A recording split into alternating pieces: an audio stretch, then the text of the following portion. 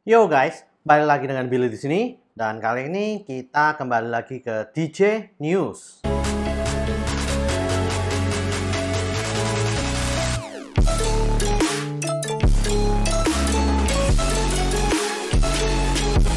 Seperti biasa, DJ News kali ini akan membawa berita-berita dari seluruh dunia ya. Tentunya juga ada yang dari Indonesia dan juga ada yang dari luar negeri guys.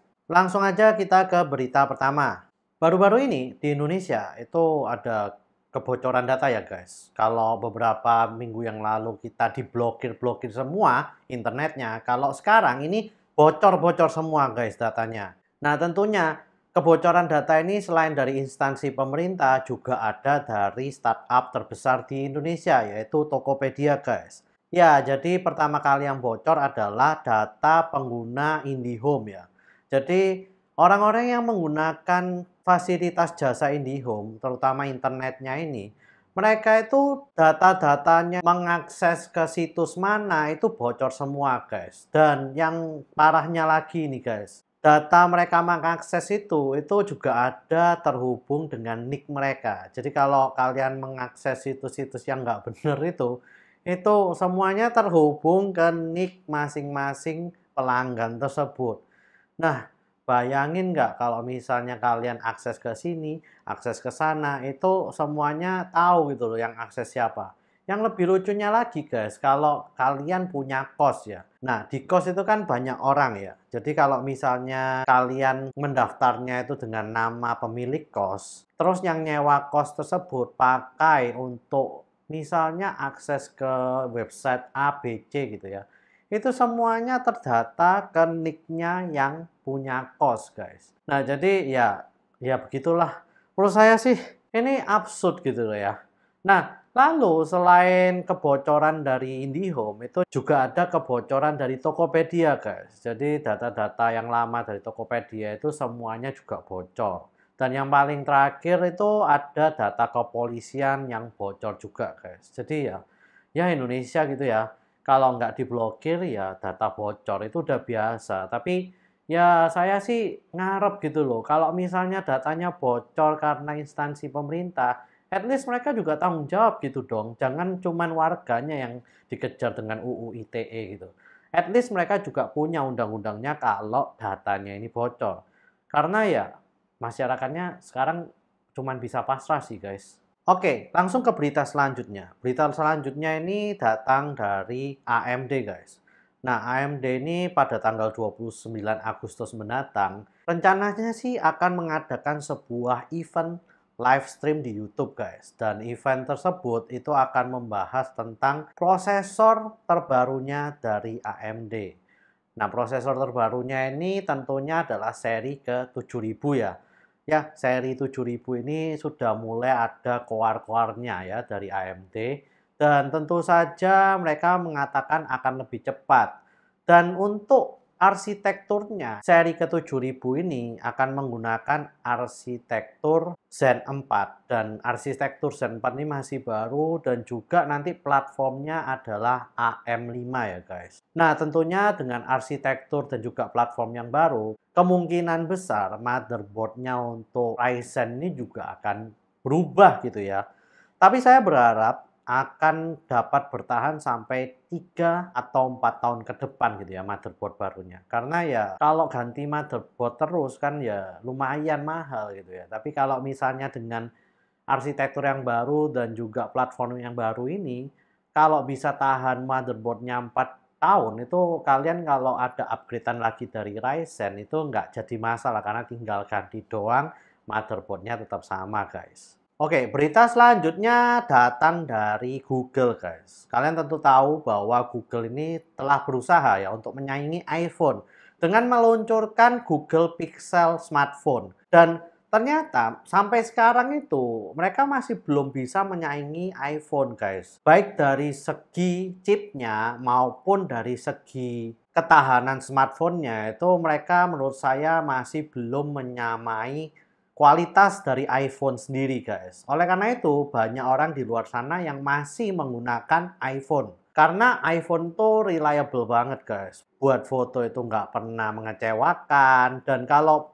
take picture itu pasti ke save gitu ya, kecuali smartphone yang udah tua seperti iPhone X saya. Ini kalau misalnya sekarang ambil foto itu udah ada harus nunggu berapa detik gitu ya baru ke save ya.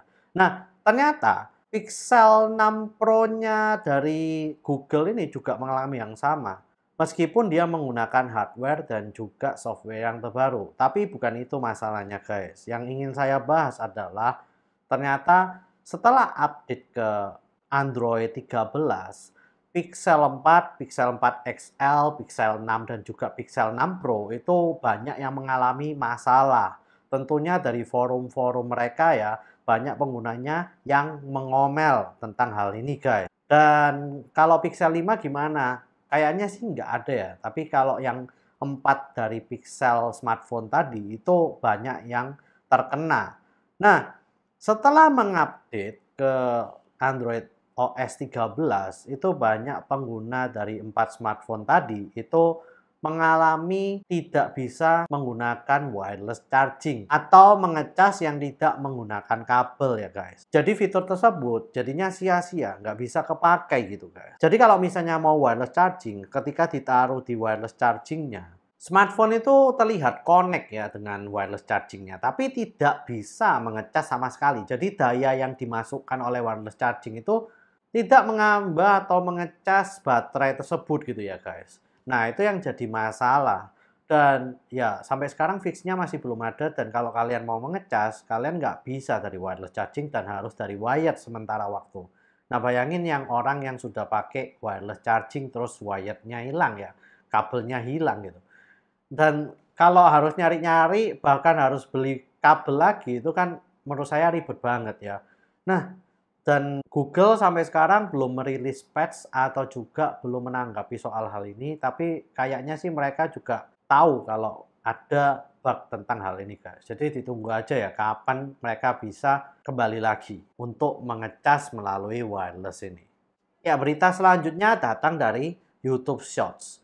YouTube Shorts ini kan ingin menyaingi TikTok ya guys, kalian tentu tahu. Dan menurut saya untuk fasilitas kreatornya sendiri itu belum bisa menyaingi TikTok.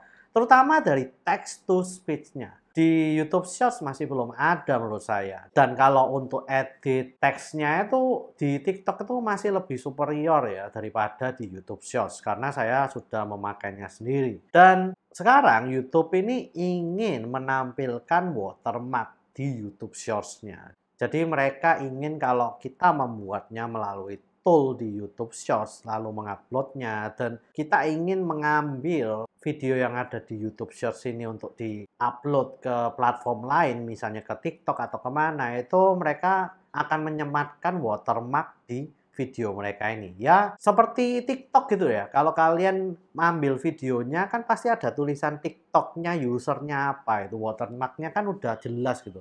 Jadi user atau penonton tuh bisa tahu kalau dia menggunakan TikTok untuk membuatnya. Nah, ya jadi YouTube Shorts ini ingin melakukan seperti hal itu. Ya kita lihat aja ya apakah YouTube Shorts ini bisa sukses. Saya sih sangat ngarep banget ya YouTube Shorts ini untuk aplikasi pembuat video shorts-nya itu bisa bagus banget kayak TikTok. Karena ya saya kan tentunya juga YouTube kreator dan juga YouTube Shorts kreator juga guys. Ya kita doakan aja ya yang terbaik untuk YouTube Shorts ini ya guys. Oke, mungkin itu aja untuk berita pada hari ini. Share, like, dan subscribe jika kalian suka dengan video ini. Komen jika kalian ingin membahas sesuatu yang ada di DJ News kali ini guys. See you guys di video selanjutnya. Ryzen 6000 aja masuk Indonesia ini belum full ya. Sekarang udah mau ada aja Ryzen 7000. Gimana ya kita bisa beli terus?